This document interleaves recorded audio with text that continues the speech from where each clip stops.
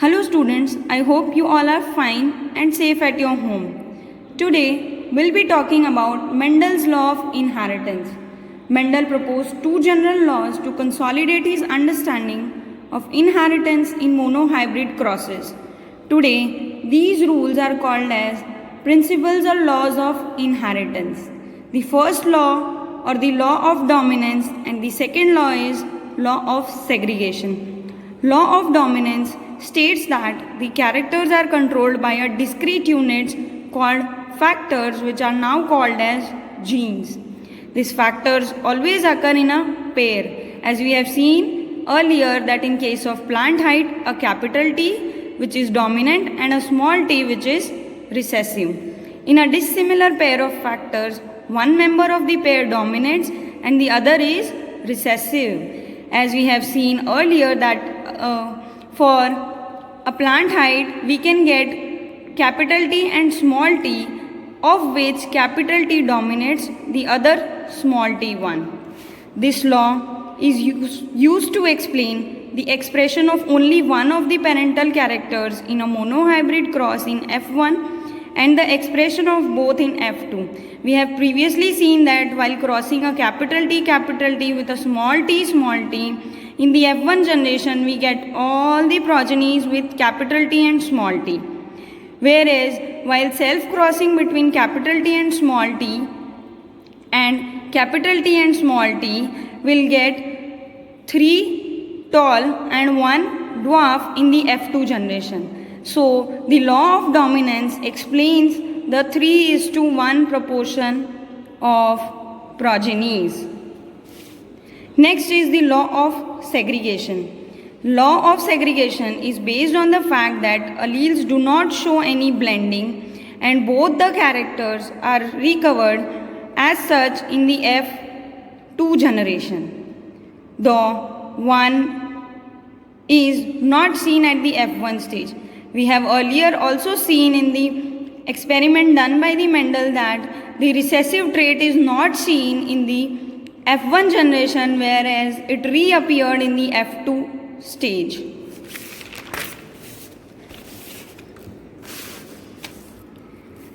Let us understand law of segregation with an example.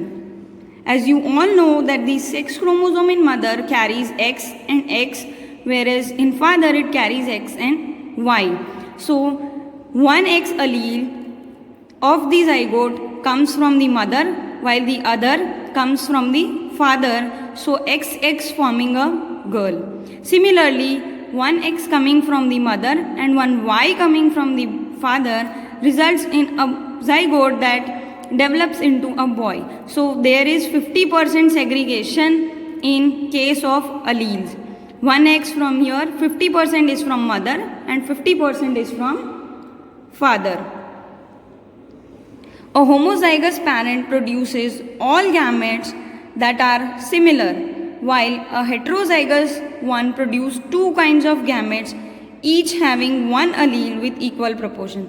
You can see here this is a homozygous gamete producing similar alleles, where in case of heterozygous gametes, one produces X and one Y that is in equal proportion, that is 50% of X from the mother and 50% of Y from the father. Next topic that we'll be discussing is the incomplete dominance. Incomplete dominance. When experiments on peas were repeated using other traits in other plants, it was found that sometimes F1 had a phenotype that did not resemble any of the parent and was in between of the two. The inheritance of the flower color in the dog flower is a good example to understand incomplete dominance. So let's see. Suppose a cross is made between capital R, that is red, true breeding flower, and a true breeding white flower. The alleles that are produced are capital R and small r, or the gametes that are produced is capital R and small r.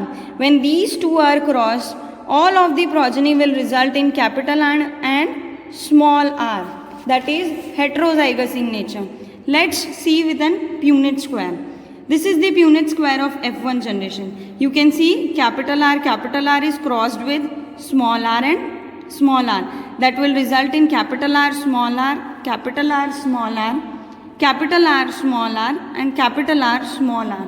All of them will result in progeny that is having pink color, that does not resemble either of the parent, which is red or white. In the F2 generation, a cross is made between this pink colored flower with the pink colored flower, which is called as selfing.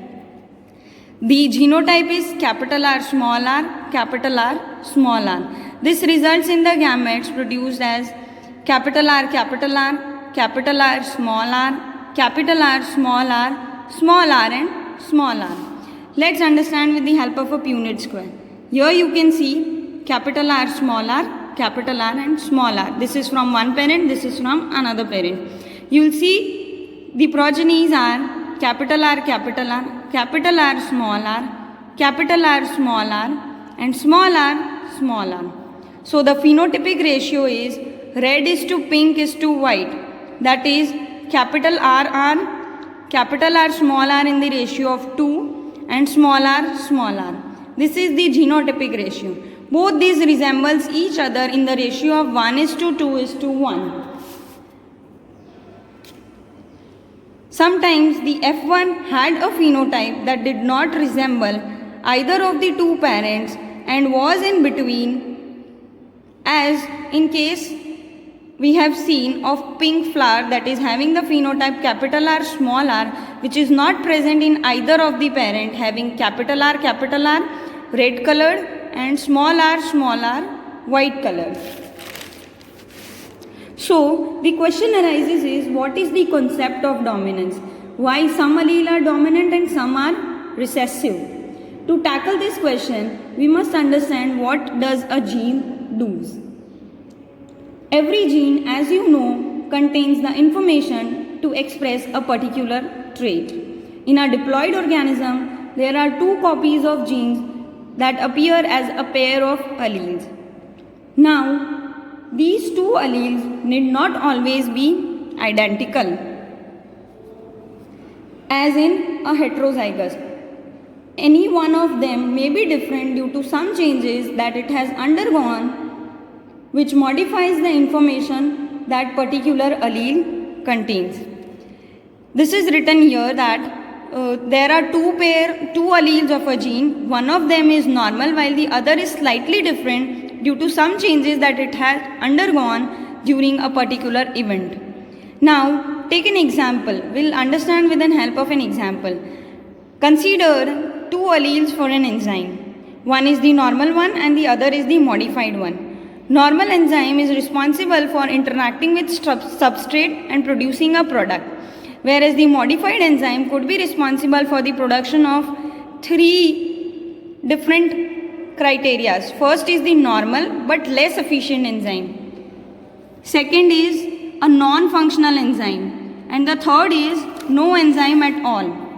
So in first case, normal and modified enzyme are same because they both are producing the normal enzyme, which is responsible for interacting with a particular substrate and producing a functional product. In the second case, may affect phenotype. In the second case, due to the modified allele, it may affect the phenotype of the enzyme. Phenotype is dependent on the functioning of the modified allele. Here, the unmodified allele is defined as the dominant one, which expresses the normal enzyme, whereas the unmodified one is the recessive one, which expresses the functional or dysfunctional enzyme. Now the next topic of discussion is codominance. Codominance, as the name suggests, codominance means both the alleles are expressed and resemble their parents. In case of codominance, the F1 generation resembles both the parents. Example, the classical example of codominance is the ABO blood group in human beings. ABO blood group are controlled by the gene I. The plasma membrane of the RBC has sugar polymers that protrude from its surface, and the kind of sugar is controlled by the I gene. This protruding outer sugar element is called as the antigen that is expressed on the RBCs. These antigen as well as the antibodies that are produced in the blood determine the blood group of the humans. Now, capital I gene has three alleles: IA capital, IB capital, and small I. IA capital and IB capital produce slightly different sugar, and so they are different antigens present on the RBC, whereas I allele do not produce any sugars that are protruding on the RBCs and are devoid of antigens. Humans are diploid and hence each possesses two alleles out of three alleles. IA and IB are dominant over I, which is the recessive allele. When IA and small I are expressed, the blood group of the person will be IA. When IB and small I will be expressed, then the blood group of the person will be B. When both the dominant allele are present at the same time on the RBC, this codominance and both IA and IB will be expressed and the blood group of the person will be AB. If none of the IA or IB are present and only small I are present, then the blood group of the person will be O. Now we'll understand the concept of starch synthesis. Capital B and small b are the alleles that are involved in the synthesis of starch. Effective synthesis of starch takes place with the help of capital B homozygous dominant allele, which produces the seeds with round and large grain size, whereas the less effective synthesis is carried out by the small b gene, which produces wrinkled and small sized grains. Capital B and small b are the heterozygous that are produced in the F1 generation having round seeds, that suggests that the B is the dominant allele because the round phenotype is the characteristic of capital B allele. Capital B small b has intermediate size grains, and which shows that incomplete dominance is here. Since capital B produce large size grain, small b produce small size grain, and capital B and small b, that is heterozygous, is involved in the production of intermediate grain size. When phenotype is taken into consideration, this shows that incomplete dominance has occurred. Now, here you can see that there are, here in case of ABO blood group, you can see that more than two, that is three alleles governing the same characters are into consideration. Since in individual only two alleles can be present, multiple alleles can be found only when studies are made. So this was all about codominance. Therefore, we'll conclude dominance is not an autonomous feature of a gene or the product that it has information for. It depends as much on the gene product and the production of particular phenotype from this product as it does on a particular phenotype that we choose to examine, in case more than one phenotype is influenced by the same gene. So this was all about the topics that we have discussed today is laws of Mendel, that are law of dominance, law of segregation, incomplete dominance, and codominance. In the next class, we will be talking about inheritance of the two gene. Thank you so much. I hope your topics are clear and you are thorough with the concept behind this genetics. Thank you very much.